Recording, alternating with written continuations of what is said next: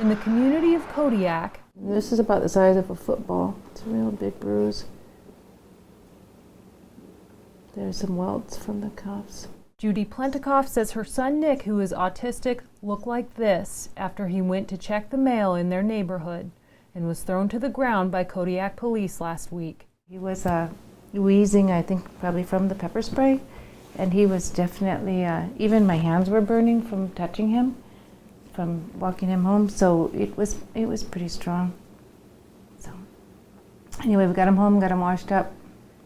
The medic came in and helped us. Kodiak Police Department wrote in a written statement Monday afternoon that they were responding to a report of attempted theft from a vehicle. At one point, one of the officers said he was trying to steal a car, but that's not possible because he doesn't drive.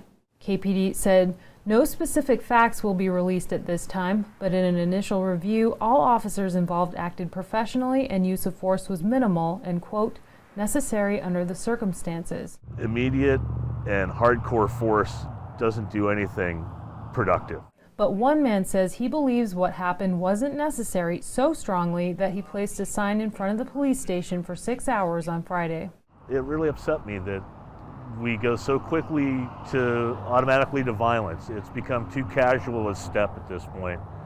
And I want to try to bring a respectful solution for both sides to this and change the culture of how this is going. Well, police say a more thorough investigation is pending. For now, I hope that he can get back to where he was last Tuesday. I hope we can get this and get him feeling safe in the world again. Plentikoff says it's a time for healing for all involved. Samantha Ngayak, Channel 2 News. Do you have an ID on you? No, I don't. Put your hands behind your back, please. Stop resisting! Body camera footage released by the city of Kodiak on December 31st shows an altercation between local police and Nicholas Plentikoff. But according to KPD, there were telling moments not captured on camera on September 16th. What you can't see that is not on the video is that the officers had asked him 2 times to take his hand out of his pocket. Chief Rhonda Wallace says it's related to a technical issue they discovered when reviewing the footage. What happens with the body cams that we have, there's a standby mode.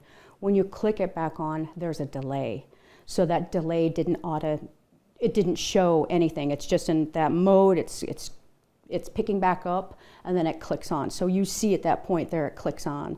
They didn't turn the cameras on when they had immediately exited the car. Last week, Plentnikoff's mother Judy told Channel 2 her son has acute hearing issues. They could have been speaking Greek for all he would have gotten out of it. Those are not commands he knows. Nick, stop! As documented in police reports, Officer Philip Chrisman recognized Plentnikoff and put away his pepper spray. Nick, get on your stomach, man. Be cool. Documents say Chrisman told Sergeant De La Fuente after the incident he recognized Plentnikoff as, quote, special needs. Chief Wallace says Chrisman only knew Plentnikoff indirectly. They both had gone to the same high school, but if you're not in the same social circle, you may not know who that person is, but he knew him by first name and was able to say the first name once he was up to where the other officers were and realized who it was.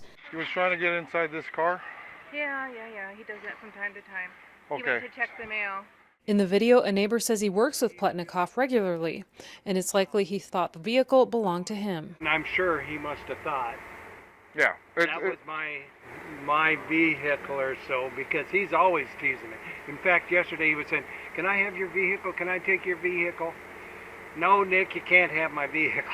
The city manager says the city spent more than $4,500 to hire Greg Russell as a third-party investigator who had ties to KPD to review the incident. We believe that he was the most experienced, the very best investigator that we could find. He was referred to us also by another investigator who highly recommended him. He's very well known. He does training and provides information to other departments throughout the state. He's got a police background. His history only with KPD is that in the mid-2000s, he did a skid car training for us.